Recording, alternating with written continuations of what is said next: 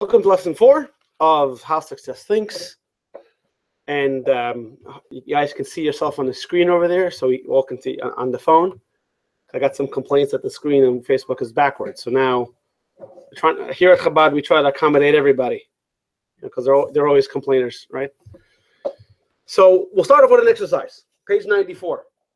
Page 94, exercise. Let's say your kid comes home with the report card. He gets a B- on biology, a B+ on his history, an F in literature, and an A+ on math. So the question is, what is your likely plan of action based on these grades? How do you approach the kids? You can write it down, you can think it in your mind.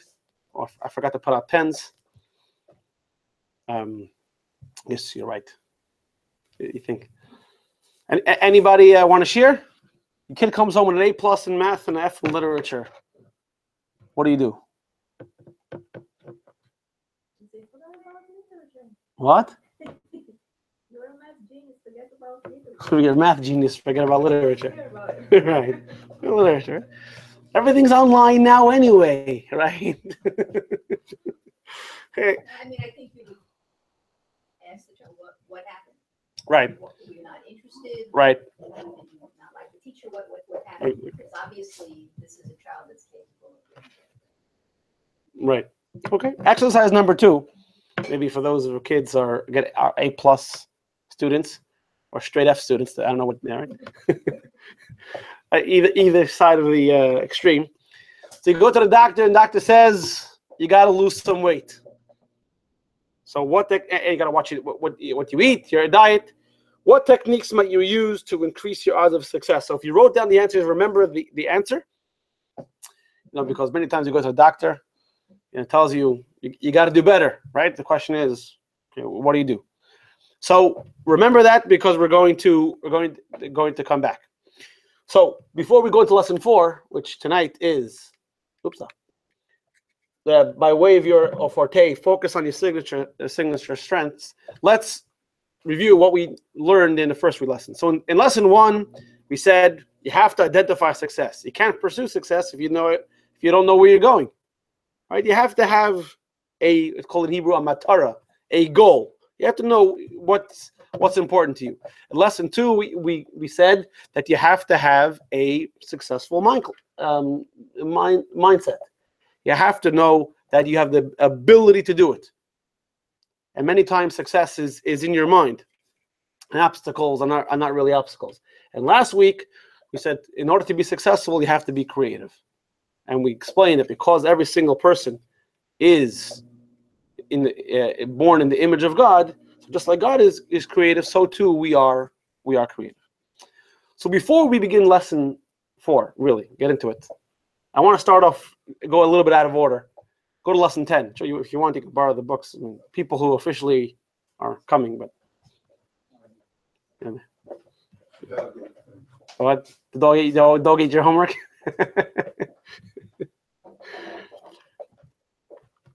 So if you look at text number 10, text number 10 is on page 114. There's a line from the previous Rebbe that says, just as a person has to know your weaknesses, what you're not good at, so too a person has to know your personal strengths. And the class is going to focus on both elements, knowing what we're good at and also knowing what you're not good at. So we'll first focus on your strengths, and then we'll focus on identifying your weaknesses. But tonight's class is going to be more about the strengths, and lesson 6 is going to be more about overcoming weaknesses. So going back to where we were before on page 95, we'll start off with the story, because stories are good. They teach us a bunch of stuff. Story goes of a wealthy businessman and his coachman. And they were traveling, and they had to stop in a town for Shabbos.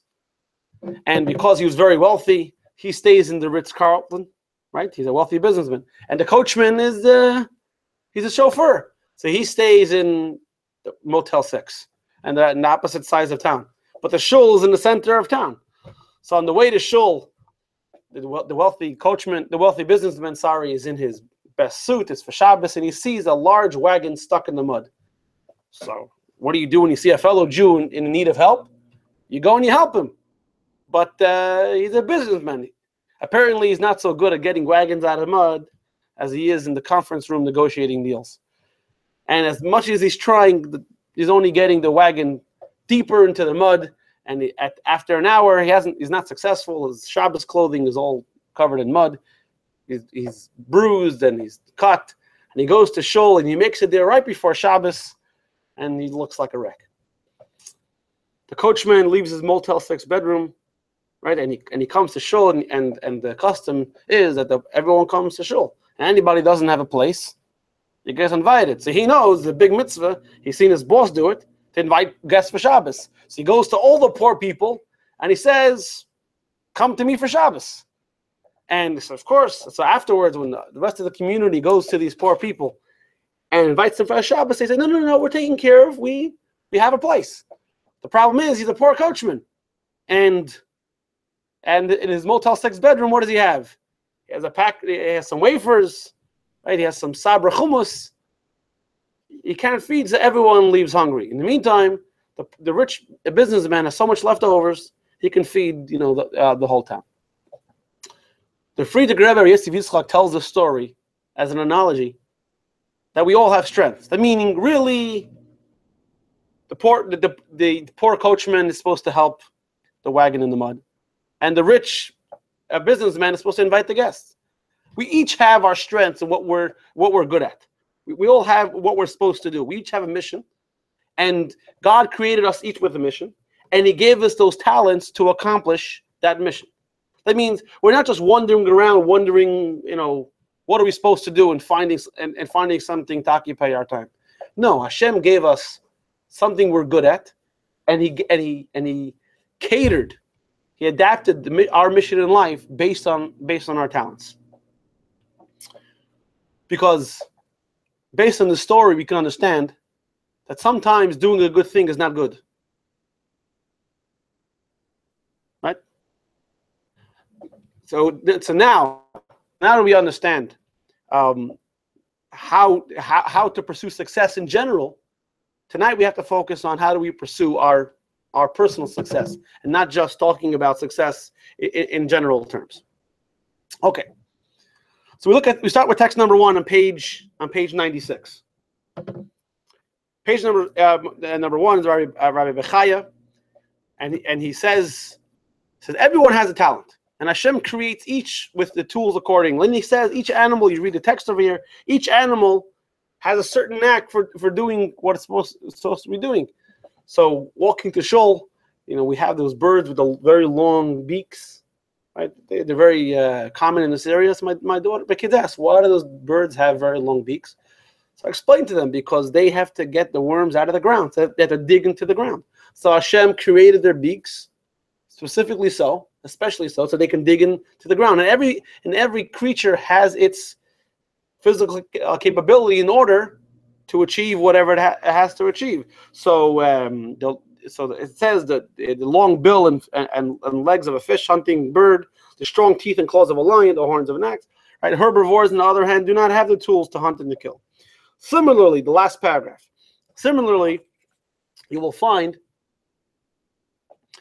character traits and bodily structures among human beings suited to certain businesses or occupations. So if your nature and personality are attracted to a certain occupation, and your body is suited for it, and it can bear its demands, you should pursue it, make it your means of earning a livelihood, and bear its pleasures and pains. So let's take 2 character traits, compassion and impatience.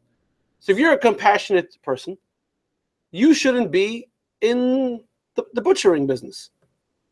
That's not suited for your personality. And if you're impatient, then you shouldn't be a teacher.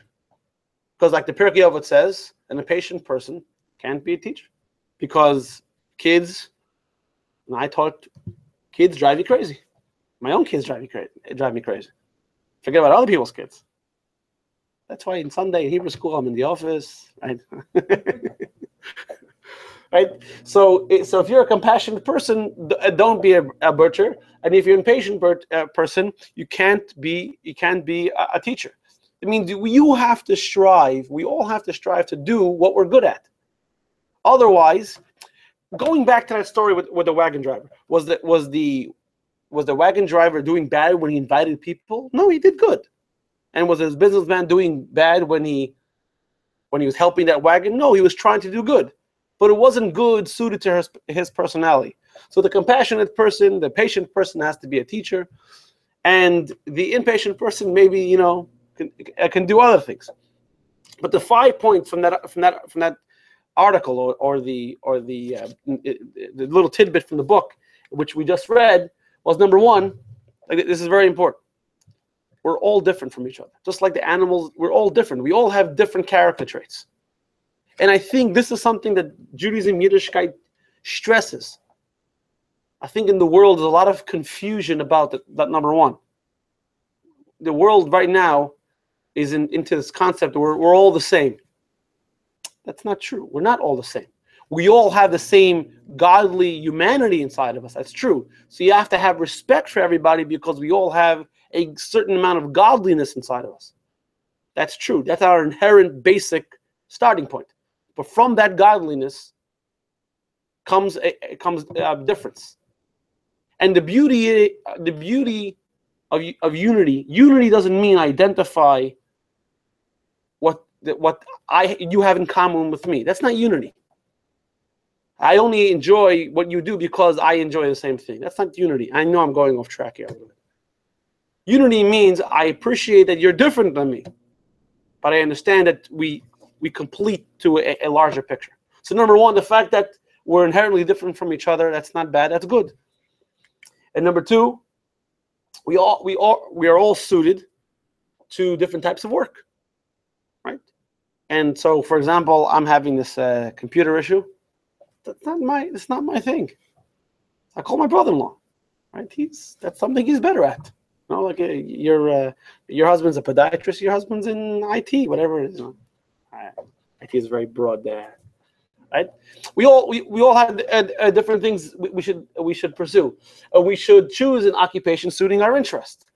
Number four, a stimulating occupation enables us to endure its hardships. I'll touch upon this more later regarding Yaakov. But the last one, which is maybe the most important, is that our strengths and talents aren't random. It means Hashem created us each with that certain talent.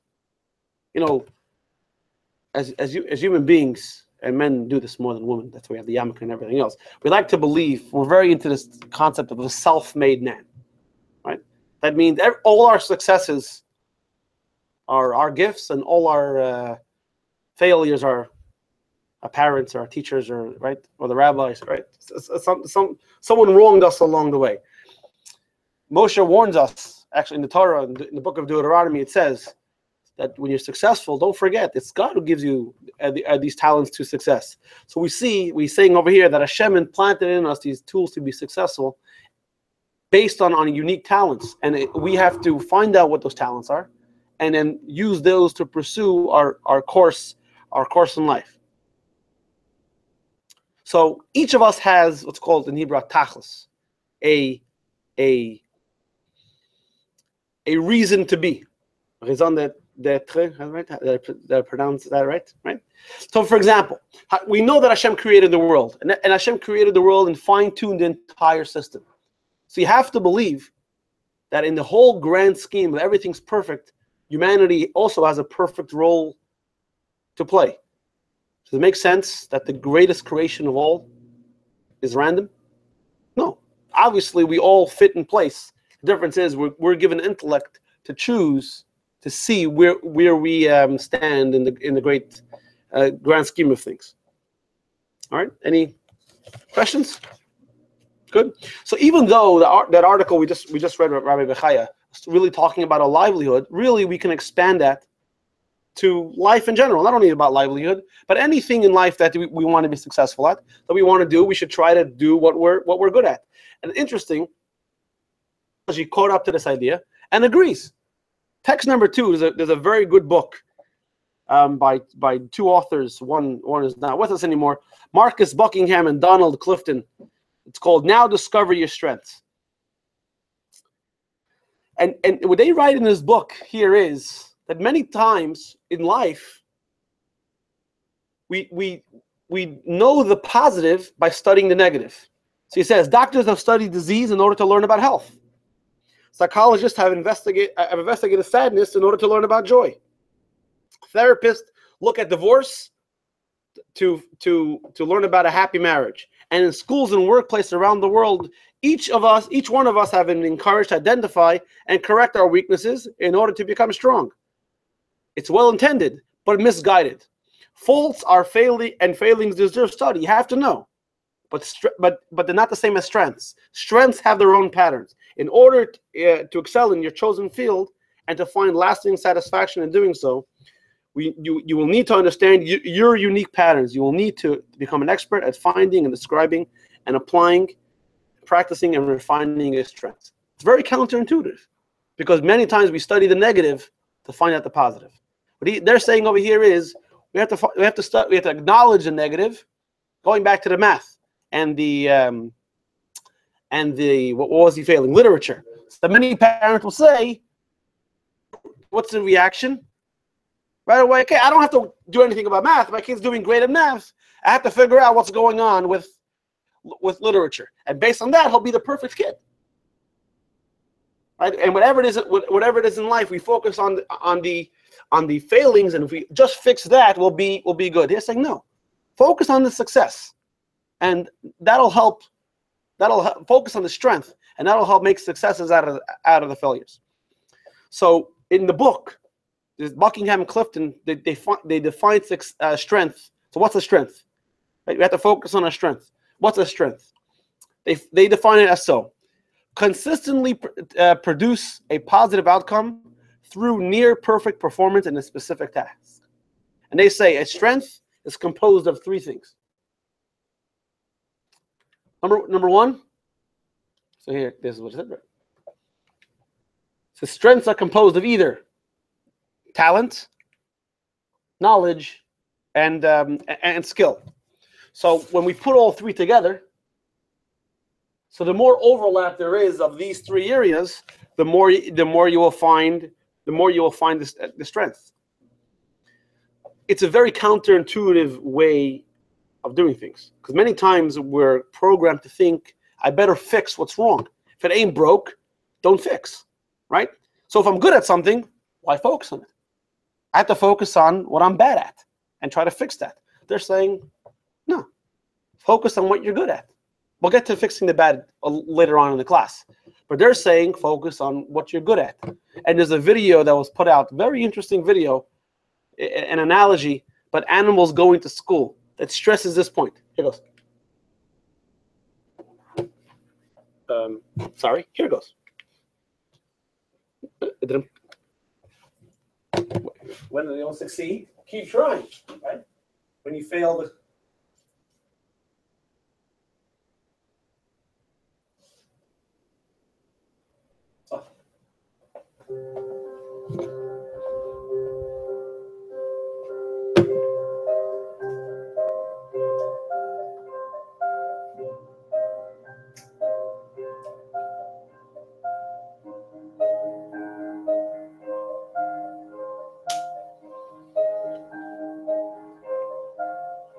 Can you see it?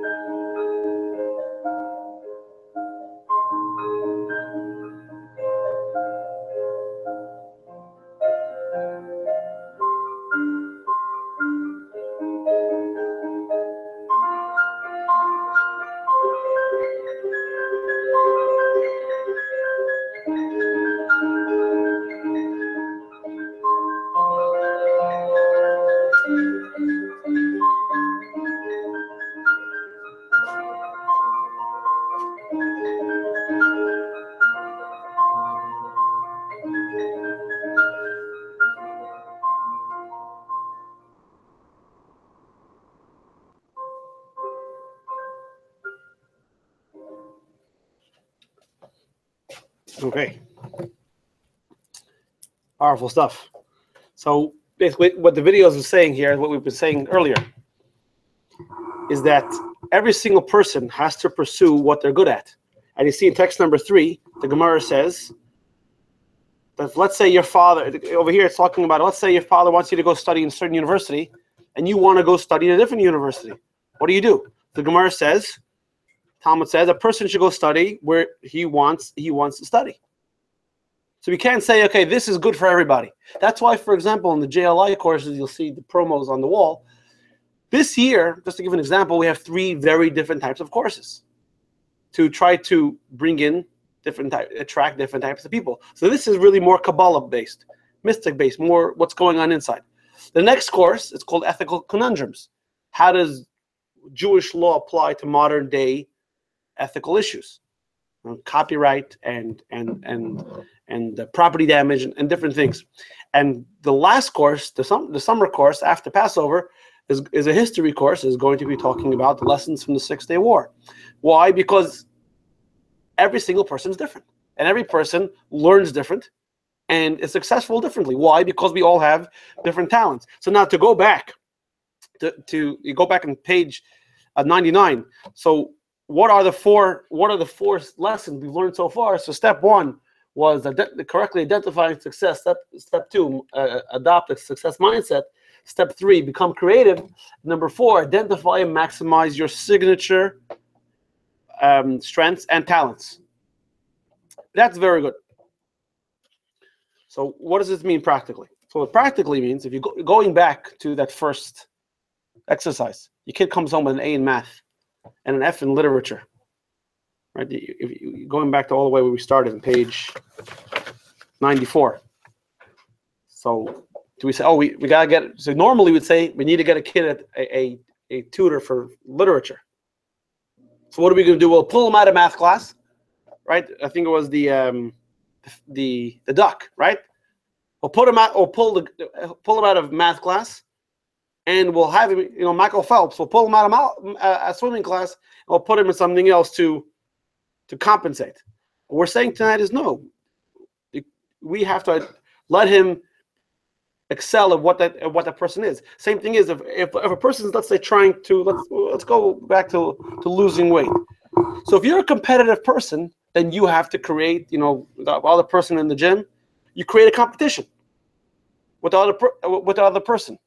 And if, let's say, you're a people's person, so maybe Weight Watchers is for you, where you go and you meet and you're talkative. And if you're a creative person, you come up with these different recipes, meaning you have to find what you're good at and use that talent in your life to apply to your success.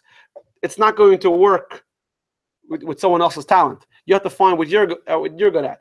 So the question is, so look at exercise 3 on page 100. What are my obvious strengths? So you look, complete the following statements to help you identify your areas of strength. So I was at my best when, go back and you realize you were very good at when you were doing something. My most fulfilling experience was what I least enjoy doing is, and whatever we least enjoy doing, time goes very slow, and because we feel we're not good at, right? If let's say you're not good at playing pool or soccer or baseball, and I ask you to go play baseball, you're not going to enjoy it, right? And number 4, the worst job or project I ever had was, whatever it is. What's interesting, going back to the book of Buckingham and Clifton, he says, for example, if you want to know what more about yourself, so you should go back to how you react at when someone asks you a question, or there was a certain situation, how you spontaneously reacted. And the way you spontaneously reacted, that's really you. Remember the whole controversy, not to get political, but just the whole controversy when the woman who worked for CNN gave the questions to Hillary Clinton? Remember that? There was a whole controversy during the election, right? A woman who worked for CNN gave her some questions. So why was that a big deal? What's the big deal?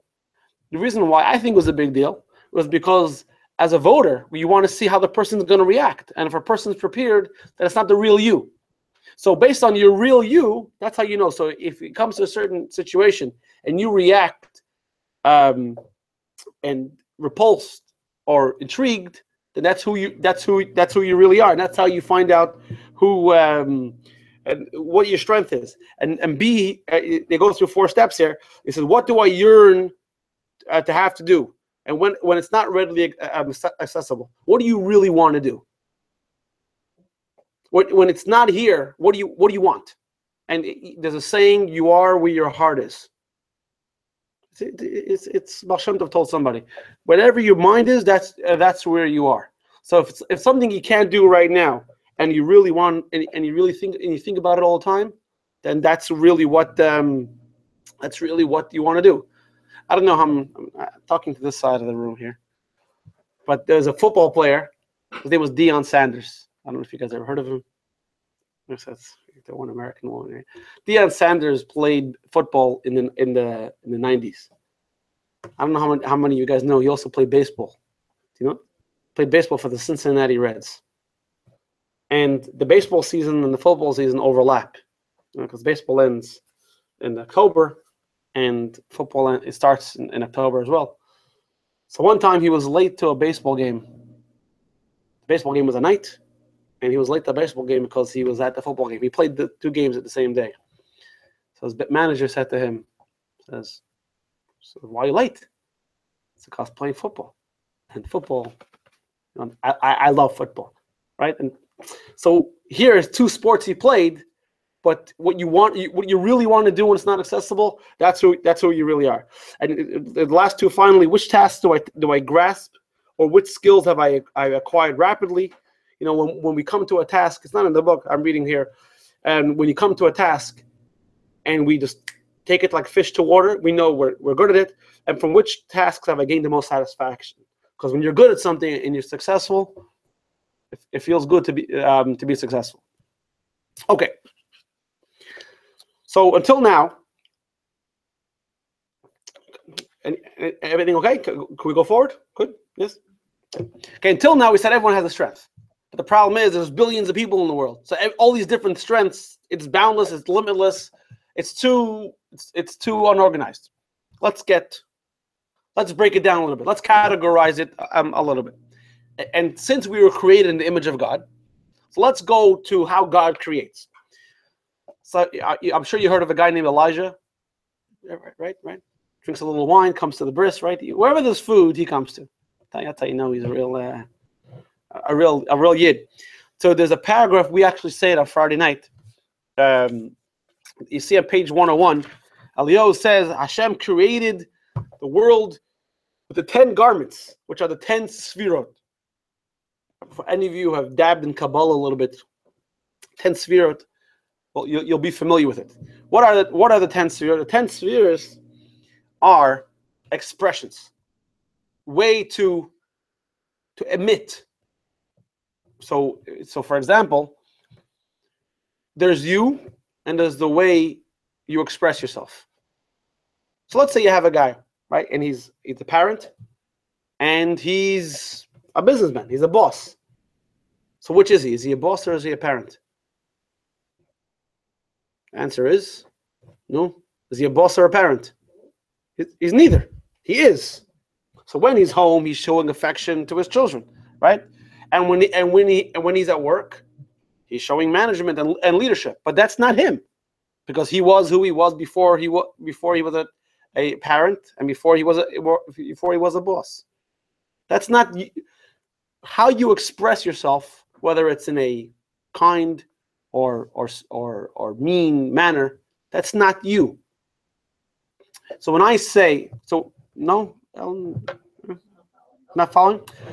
Let's say, for example, when you call that guy's a bad guy, is he really a bad guy? If he does teshuvah, if he changes, if a person is a bad guy, then you can't change. The way you express yourself, forget action, for example, right? If you right now are showing love, that's not you. That's you expressing love, right? So let me tell you a story. There's a story with the Alter Rebbe, the first Chabad Rebbe. He was holding his grandson Menachem Mendel on his lap, And he asks his grandson, he says, where is Zayda? Where's Grandpa? So he touched his face. He said, no, that's Zayda's face. He says, so he touched his beard. He said, no, that's Zayda's beard. So he put his hand on his chest. He said, no, that's Zayda's chest. So he got off his lap, and he ran off to the other room, and he cried, Zayda, Zayda! So the Alter Rebbe, thinking something was wrong, he ran into the other room. He said, there's Zayda. There's who you are, and there's how you express yourself. Think of it like light. Right? So I don't have with me, but if you have light and you put a green pane of glass, the light is going to appear green. Same thing with red or blue, whatever the shade you put over it. That's what it means as spheres. It's the way things are expressed. So what Eliyahu is saying here is that God created the world through these 10 building blocks, these 10 expressions, the way God created. Think of it the same thing as the 7 notes in a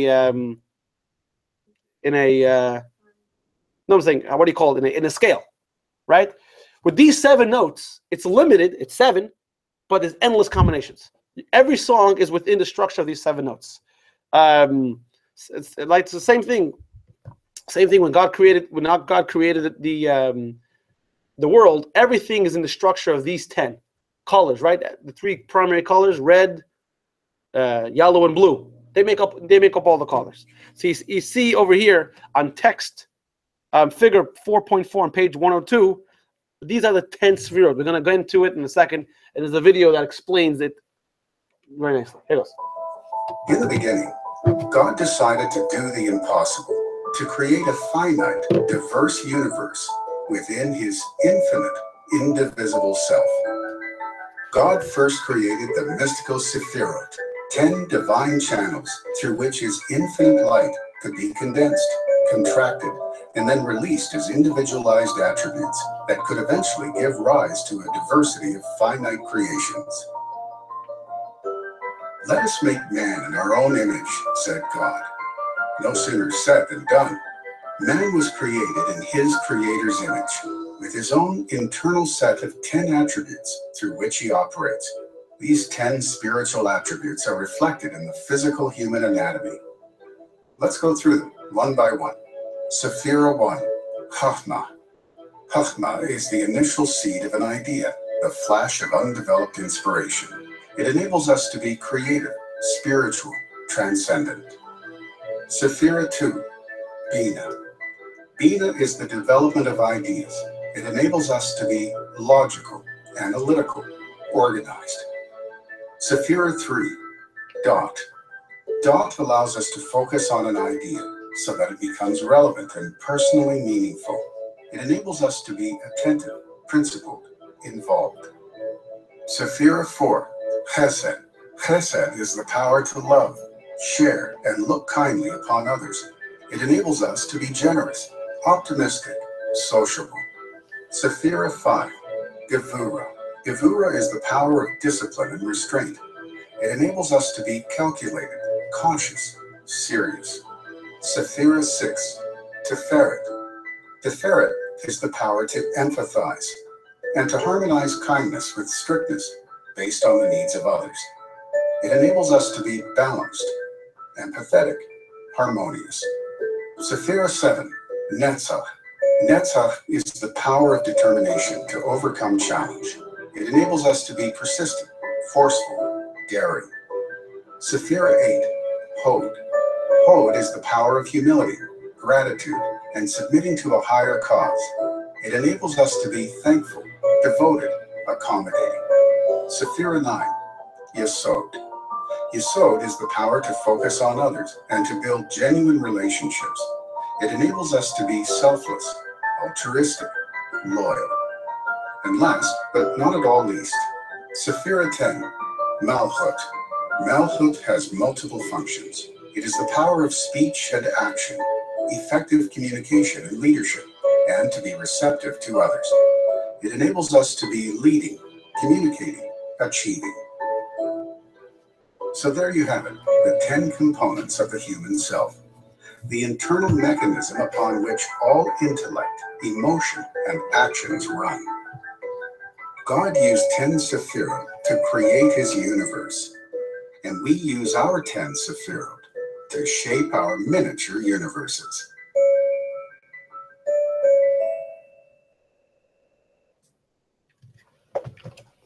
Oh, success. Okay. So the same way God created the world using these 10, every person is called an olam mole, a world in and of itself. So we also have these 10 attributes. So every single soul contains all 10, but every single person has a strength in one area or two areas. So very interesting. Text number 5, Mishneh Zalman of Liadi, in his foreword on text on page 103, this is very unusual. But he's writing a book, and in the foreword to the book, he's writing a reason why he shouldn't have written the book. He argues against his own book. And why? Because the whole point of the Tanya is to connect the people, to help them achieve their best service of Hashem. But everyone's different. So he writes, how can a book connect to different people if everyone's different? He writes, we find differences of opinion from one extreme to the other among the Talmudic sages. Yet they're all Jews, they're all part of Torah, and some people are chesed, kindness, some people are gevura, and so on. And souls, here's very, very important. Souls that are rooted in kindness are inclined towards kindness. So if you're a rabbi, if you're a judge, for example, someone comes over to you, and you are more of a kind, benevolent person, so you're going to view the world in the parameters of law through your vision, the way that you see the world. And it's not bad. It's in the parameters of the law, but you view. So for example, you and I could read the exact same verse in the Torah, but if, let's say, you are a person disciplined by nature, and I'm a person who's kind by nature, we'll take for example, so we can look at the exact same verse in the structure of law, and we can apply it in different venues. Why? Because we identify with different character traits. So the blend of all those different abilities not only affect how we act, it also affects how we respond to different situations. So let's take, for example, text number 6. Text number 6 is a very famous Gemara where some converts came to Hillel and Shammai asking to convert. And the Gemara there contrasts the different responses of Hillel and Shammai. So when one guy said to Shammai, he says a non-Jew came to Shammai and says, "How many Torahs do you have?" He said, "Don't worry about it. My phone went off, and I'm the one giving the class." He said, 2. He said, "No, I only want the written law. I don't want that oral law. I don't believe in that." So Shammai, you know what Shammai said? "Get out of here. Stop wasting my time. You're coming into the club and you're telling me the rules? Get out of here. This is the Torah. This is a Judaism. Take it or else." And then it came to Hillel. "I only want the written law. I only want the written law. No problem. Sure, sit down." Great. They sat down. He told him, first day, Aleph, Beis, Gimel, Dalet. Come back tomorrow. The next day, he pointed to an Aleph. He said, Tough. Pointed to a Beis. He said, Shin. Pointed to a Gimel. He said, Reish. Pointed to Dalet. He said, Kuf. The convert, the potential convert said, whoa. So, what happened? "Oh, no, it changed. The written law doesn't, the oral law doesn't make a difference. So it doesn't work that way." So you believe me. If you believe me yesterday, then believe me today. You can't just choose to ignore the oral law. Second, it's the second example over here. A guy says, I want to convert if you could teach me the entire Torah standing on one leg. So look behind you. What look behind you is a drop in the ocean of what Judaism has to offer. Imagine some guy came over to you and told you, right, Judaism one leg. We're not the greatest rabbis here, and you would say, impossible. Shammai took his. He was in construction, so he took his ruler. He said, "Get out of here." And Hillel said, "Oh, sure. He wanted to, no problem." Stand on one leg, and he said, "What is hateful to you, do not do to your fellow." The rest of the Torah is commentary. So what's the difference between Hillel and Shammai? Why is Hillel acting one way and Shammai acting another way? And Shammai, by the way, is not ridiculous. If some guy came over to you and said, teach me the Torah on one leg, you would act exactly like Shammai, right? You're being ridiculous. You know, as a rabbi, people come into my office and ask to convert, and they make these ridiculous demands on me. You know, only this. I said, no, it doesn't work that way. You can't decide the rules. These are the rules. You don't like it? There's the door, right? So how could Hillel react one way and Shammai another way? Because Shammai comes from the attribute of Gevurah. And Gevurah means discipline, meaning the rules. You can't come in here and change the rules. This is the way. And Hillel is chesed. And chesed means kindness. And kind you give. Unconditional. You want to learn the Torah on one leg? Go ahead. Go. We'll teach you. We'll teach you the Torah on one leg.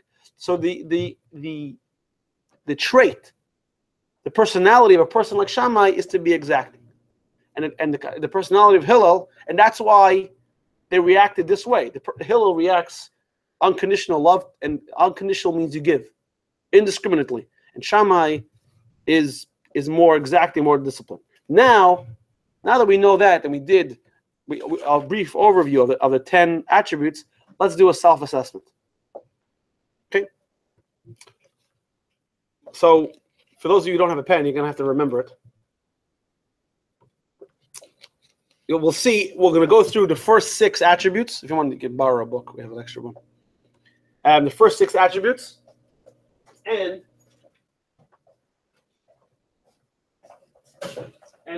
you'll rate yourself. You have to be honest. You'll rate yourself how you. Here, you need a pen? Oh, you need a pen? I have one extra. Oh, the book's yours to keep. You don't have to return it. This is in the library.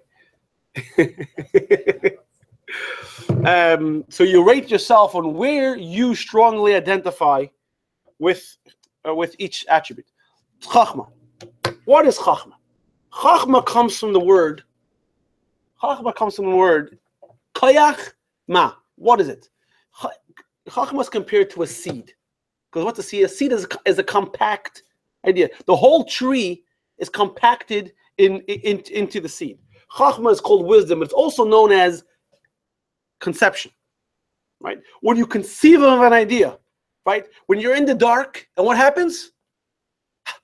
At a flash of light, right? When that flash of light strikes, it's all over the place. You say, I got it. And someone comes over and you say, what did you get? I can't explain it, but I got it. I remember I started telling the story last week. We were learning this very, very difficult part of Bas V'chal, of meat and milk. We're learning it from the Gemara. And there was a certain Rashi that we could not understand. And the rabbi explained it to us once and twice, and we're 10 guys, we could not understand it. We're going back and forth. And he went home, he went to lunch, and we were still sitting there. And I walked outside. This is in New Jersey. It was cold, right? And I was pacing back and forth, and I was going through all the details, and it just didn't make sense. Then all of a sudden, it just clicked. It made sense. And I ran into the Beis Medrash, I ran into the shul. I said, guys, I got it, but I can't explain it. I'll be back. And I went outside, and I had to work through all the details. But that flash, which in that seed is contained all the ideas, everything, that's called Chachma. So in Kabbalistic text, Chachma is identified with the man. Because the man gives the seed, and in the seed is the potential for the entire child. But you look at it, it's nothing. It's nothing there. But Chachma is the man. That's what's called conception. Koyach ma. What is it? It's not substantial. The seed within which it lies the full potential. So, in other words, you can call it intuitive knowledge. You kind of know it, but you just can't. Women, have this intuitions. You know it, you just can't explain it. So look at exercise 4A. Rating from 1 to 5. 5 equals very dominant, somewhat dominant, neutral, somewhat weak, very weak. Are you creative, intuitive? Creative, intuitive, original, or spiritual? Rate yourself. How do you identify? Are you with these character traits? Is it you? Give you a minute. Ellen's committing everything to memory. She's all right. Next comes Bina. Bina, so Chachma is the flash of lightning. Bina is called contemplation. What does contemplation mean? Contemplation means you know the idea, but you ponder it, you think it. You think, you go through all the ins and outs. How does it apply? Right? So for example, in tonight's class, a great example of Chachma Bina. Tonight the class was capitalize on your strengths, right? That's Chachma, that's the idea. And the Bina part of it, the understanding, the contemplation is how?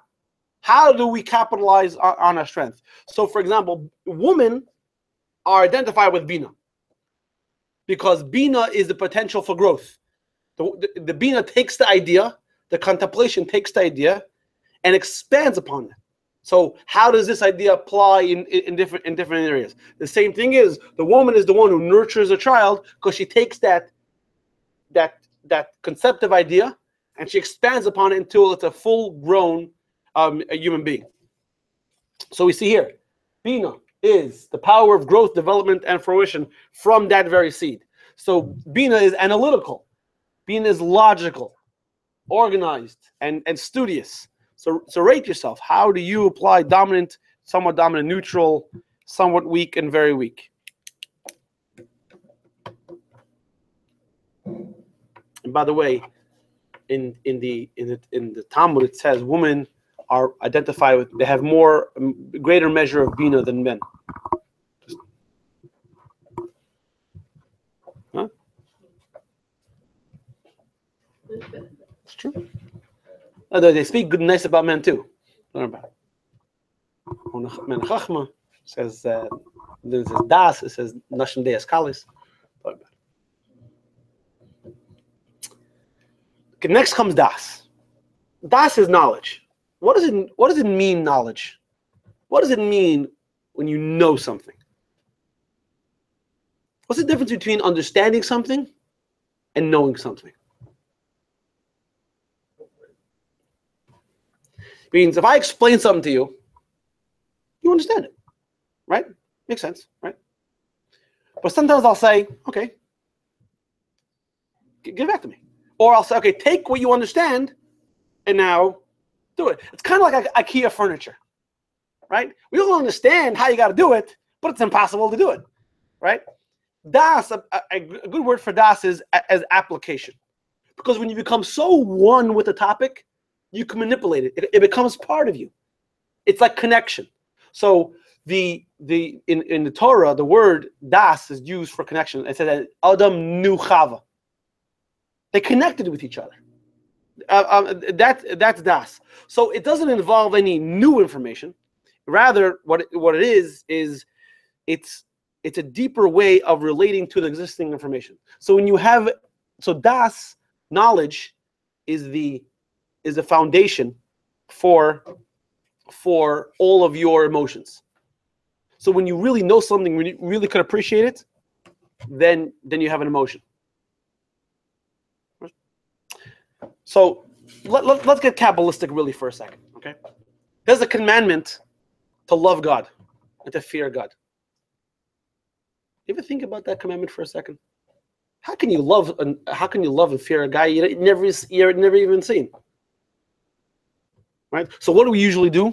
We usually picture a guy, who's all white and he's giving out, so now they have a guy, giving out presents, right? Or when it comes to fear God, we think of a guy with muscles, sitting on top of Mount Olympus and shooting out, we humanize him. So, but the Torah is telling us what do we have to do? We have to learn. You learn Chassidus and you learn Torah, and it tells you exactly what kind of guy God is. And then when you think about it, then what do? Then you can have that emotion. Because when you have the das, when you have the knowledge, you can apply it. So what's the main part of davening? The main part of prayers? What's the main part? Everyone knows, right? The Amida, right? And the Shema. But how come, so now you say, Rabbi, if that's the case, services should be 10 minutes, right? You come into shul, say Shema, the Amida, straight to Kiddush. Oh yeah, right? straight to l'chaim. No problem with that. But instead, we have all this other stuff. Why is that there? To tell God how great He is? Think God doesn't know how great He is? He knows exactly who He is. It's not for Him, it's for us. It's for us to contemplate and to ponder and to say, wow, this guy's really great. And then right before Shema, we say, and after all that, He created the world and He has all these angels and everything else, right? He chose us. He wants us to do His Torah because He loves us. Now, when we think about that, how such a great entity chose me and wants me to do something, I tell people, put on tefillin or light Shabbos candles. It's not just a nice deed. Right? If I say, if the president, now it's in between, so you can imagine whoever pops into your mind, right? Called you up and said, I want you to do something for me. I don't care who you're, Republican or Democrat or Green Party or Independent. You would do it. Not only would you do it, you would feel proud, right? You'd come the next day to shul and say, ha, called me, right? So when we appreciate, then we can have a feeling. Going a little longer. So das is internalization and connection, leading to emotional involvement. So das is being decisive, emotionally present, focused, strong connector, and deep convictions. So how do you identify with das? Page 107.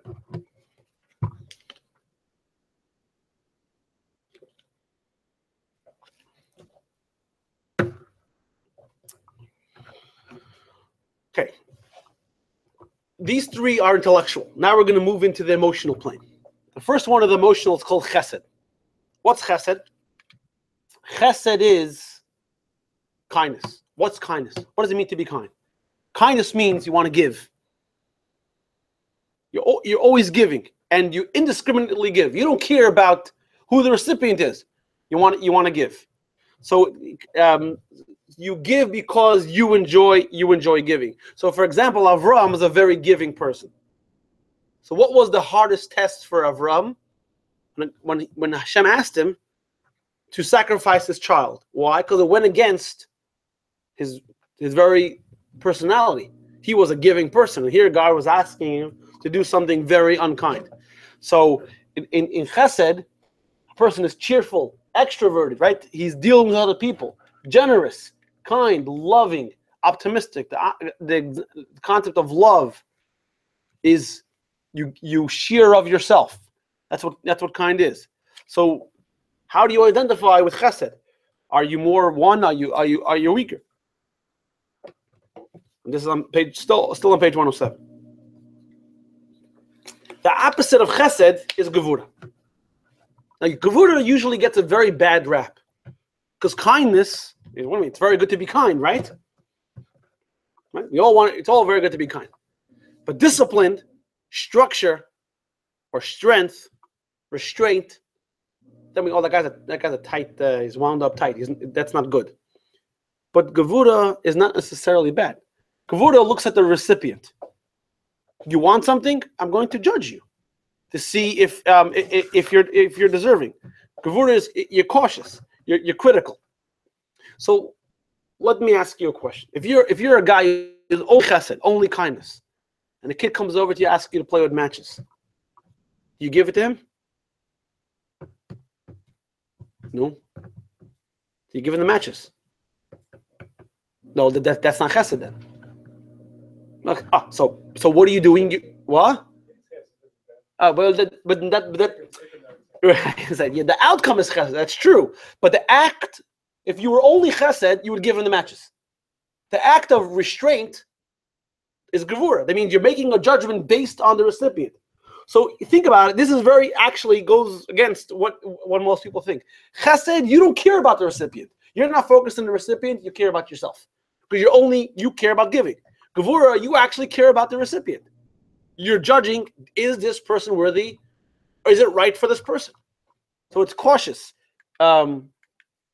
restrained and disciplined, cautious, critical, disciplined, frugal, introverted, perfectionist, purist. These aren't bad. None of these character traits are bad. All have a time and place. And say, what? Right, I'm saying, but Gevura, I'm just saying this Gevura discipline usually gets a very bad Because these days, you know, do whatever you want. You know, identify. So, right.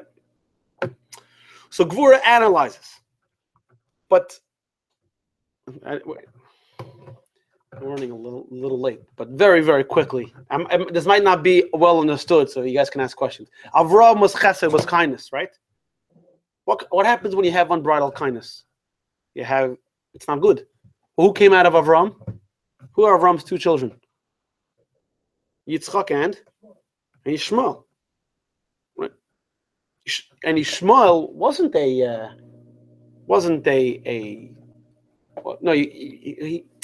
he personified kindness gone wrong. Until today, by the way, Arabs are very, very kind. They're very hospitable. Well, let's say they'll welcome you into a tent. They'll give you tea. They'll stab you on the way out. But you know, right? Right? But they're personified. Yitzchak personified the attribute of gevura, discipline. What happens when you're overly disciplined? What do kids do? They rebel. Right? Too many rules. Who are Yitzchak's two children? Yaakov and Esav. Right? Esav rebels. I can't take this anymore. Last week we learned when Yaakov wanted to get the birthright, what do you tell Esav? All these rules. And if you do this, death penalty. You do this, lashes. Esav said, rules? Not for me. I'm not into rules. Too many rules. Dad has rules. No more. Yaakov is Tiferes. Tiferes is beautiful. It's beauty. Let me ask you a question. Is this a beautiful wall? Honestly. If I said, look at this wall, that's a beautiful wall. You'd look at me like, oh, okay. Why? Because it's one color. Beauty isn't one color. Beauty is the combination of things, right? Imagine a song where they play the same note over and over again, right? You'd want to smash the radio. A painting, a canvas. So Chesed is indiscriminate giving. Gvura is merit-based giving. Tiferes is need-based giving. Tiferes is you're not totally disciplined by the needs of the recipient, and you're not boundless. It's called compassion. What's compassion? Compassion means that maybe you don't deserve it, but maybe I'll give it to you anyway. So this is why Chesed, why Tiferes is called beauty. It considers the recipient, but also takes the recipient's needs into account. You don't just give. So that's what figure 4.5 on page 109. So Tiferes hears and listens. So a person who has a dominant Tiferes trait is in touch with what's going on. Right. So, for example, harmony. Yeah, that's what harmony is. So, for example, right? Yeah, you booked a flight, right? And then something happened. You can't fly, right? Your daughter went into labor, right? You have to stay. So you call them up. You call up customer service, and you explain to them and say, "Ma'am, the rules are." So I understand what the rules are, right? That's gevura, just the rules, right? Tiferes says, "No, I understand those are rules, but because of your situation, we'll understand." Exactly. There's nothing a couple $100, right? Well, you can change it. Yeah? So Tiferes is the harmonization of diverse elements. It's balance, compassionate, empathetic, listening, and sensitive. So grade yourself on page 109. So after you grade yourself, so now you have to look at what's your score. You should see a pattern in certain things, and based on that pattern, the strong numbers, those are your strengths, and whatever your strengths are, that you can apply to where you live your life. So if you're a very outgoing person, so maybe for your job you should be in sales, right? You're good with people, and if you're very analytical, then get a job in data management or something where it requires structure. And if you're very creative, then go into marketing. Right? These are just an example. And then when it comes to weaknesses, you can use your talent to overcome what you're not good at. And this is this is what we're saying. Exercise 5. You go back to going back to what we said. The response to the opening of exercise number 1. Can you utilize? How can you utilize your unique strengths and talents? We started the course off all the way in the beginning. Do I utilize your unique strengths? So now we just focused on how to identify what you're good at, and now you say, "Okay, I'm good at this point. Now I can apply it to where I want to be."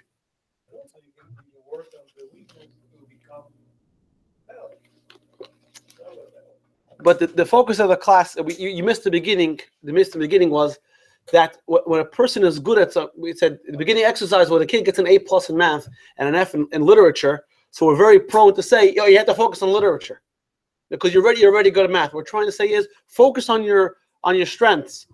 We're going to deal with the weaknesses more in class number 6. We're going to touch upon it. At the end of this class, we're going to say you have to know who you are and who you're not. You know what your weaknesses are. And number 6, we're going to talk about how to fix it. And the same applies with our relationship with God.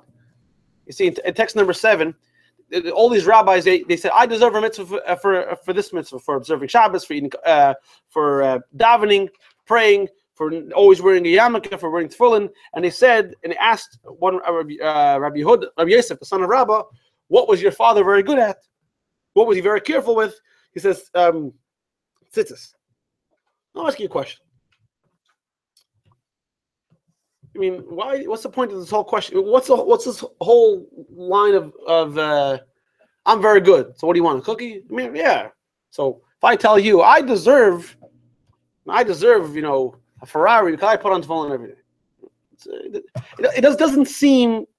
Why do they expect reward for these specific mitzvahs?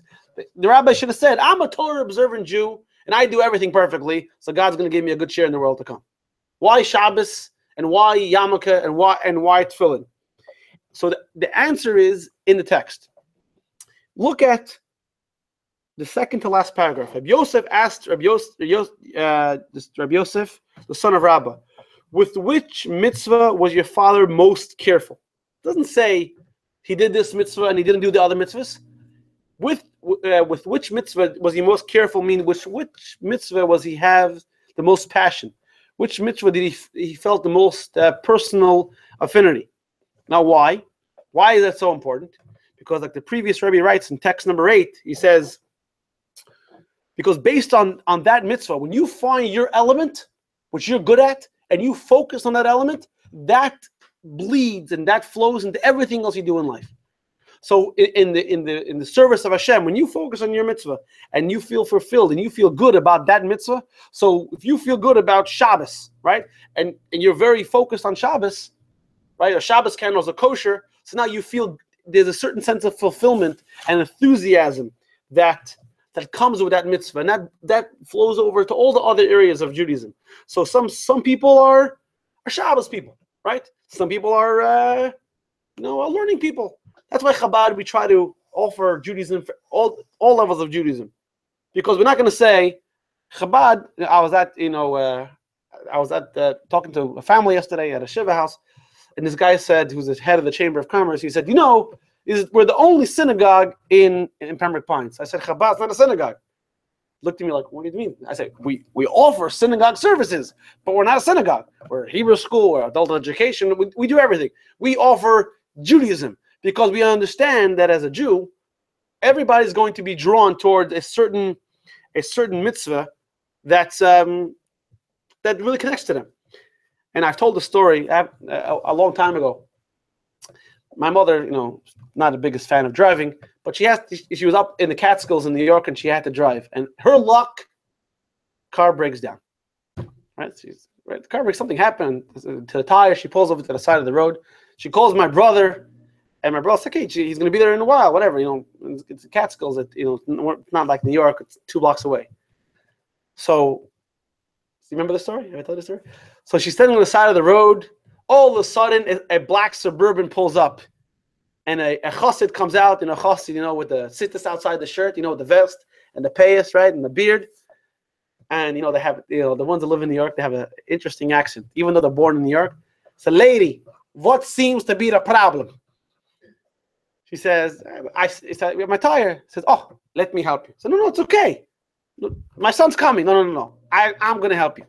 The guy opens up the back of his Suburban, and my mother says she sees like a whole mechanic shop, a jack, everything you would need to fix a car in the back of the Suburban.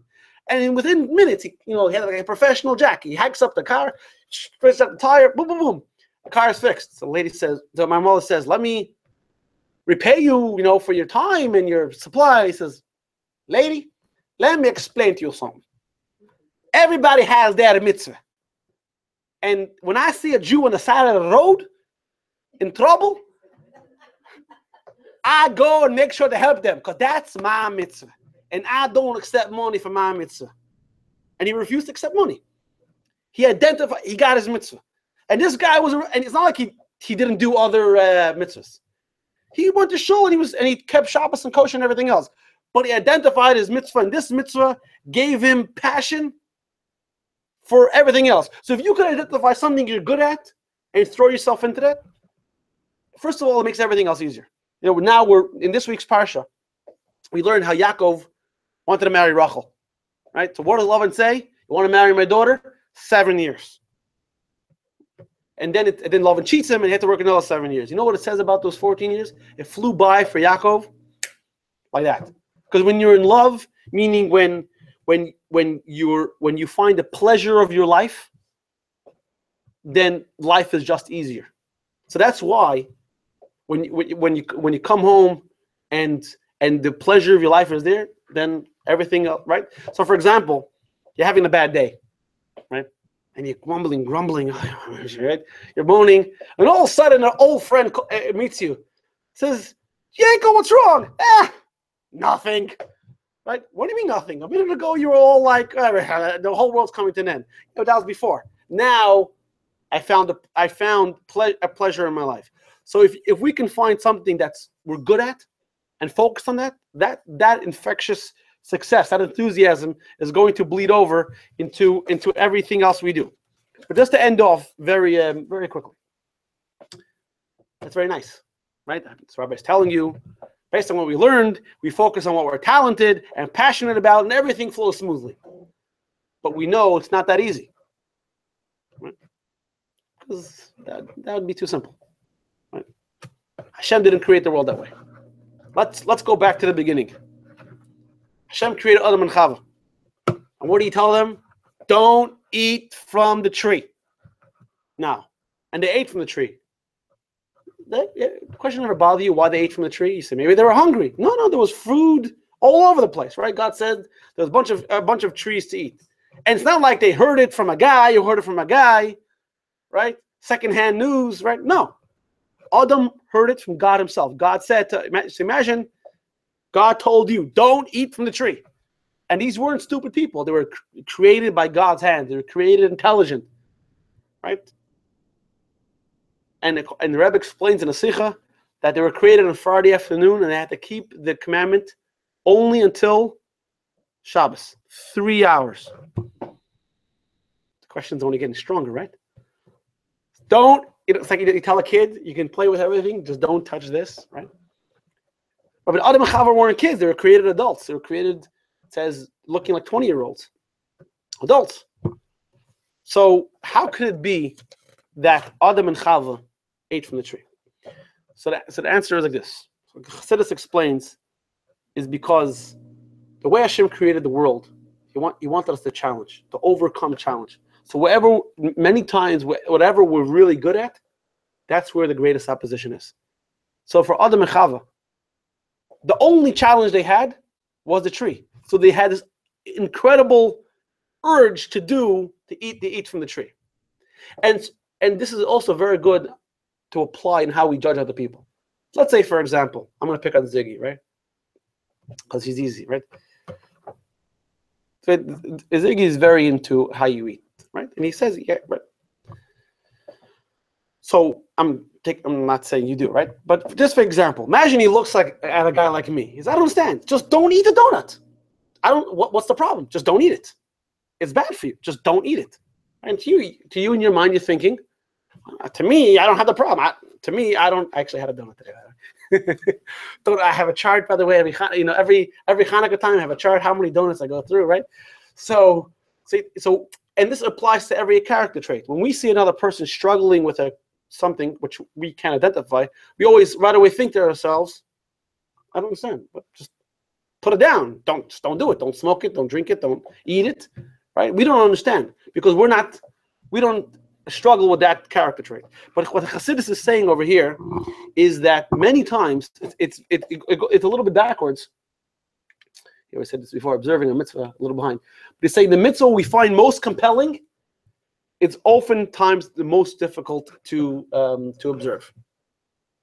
And so if you find yourself struggling to do something you're really good at, then that's really something you have to focus on. And think about it like working out. It's only when your muscles burn, then you know you're accomplishing something. If you go and you're lifting up the weights and nothing's happening, then there's no challenge. Life is about exercising your soul, exercising your mind. So in the Tanya, the Alter Rebbe says, if you're davening, right, and you decide today, I'm going to daven like a mensch. I'm going to think about what it says in the Siddur. I'm going to concentrate, right? I'm not going to think about work. What happens? You look down at the Siddur. What's the first thing you think about? Work. Everything else. Things that you would never ever think about. And the more you try to concentrate, the worse the thoughts become. You start thinking about the most immoral, crazy things you would never think about in your life. Not anything. What's wrong with me? I'm some kind of animal. No, that's not the truth. Because when you identify something that's good, there's always a fight back. So the last point is we have to know what we're not. You see text number 9, the article in the Harvard Business Review. We're always, and he's saying over here on page 113, everyone's saying, yeah, everything's okay. It's all rainbows and leprechauns and pots of gold and everything. We just say everything's okay. It therefore seems a little odd, even intellectually irresponsible, to ignore limitations and shortcomings. There is little to be gained from the obstinacy of maintaining that everything is at best when is at worst. And the Friedrich previous Rebbe said, we have to know who we are, and we have to know who we're not. It's important to know who we're not. But there are two types of weaknesses. There's a weakness there's a weakness that is what we'll call it a weak point. Weak point is you don't excel in empathy. You don't excel in compassion, in caution, right? There's some people, psychologists call it, some people, for example, who are ready, aim, fire, and there's some people who are ready, fire, aim. Right? So there's certain people, we all have different things we're weak at. But then there's something called a blind spot. A blind spot is a negativity byproduct of our strength. So a weak point of Avram is Ishmael. A weak point of Yitzchak is Esav. So let's say, for example, right, a person identifies with Chachma. We said before, Chachma is creative, right? So a lot of person, when you're creative, you're very passionate, very enthusiastic. What happens to these people who are very enthusiastic and passionate? They have mood swings. Artists are, you go to LA, you go to New York. There's a lot of a lot of art. Anyone? How many guys have been to Israel here? Right?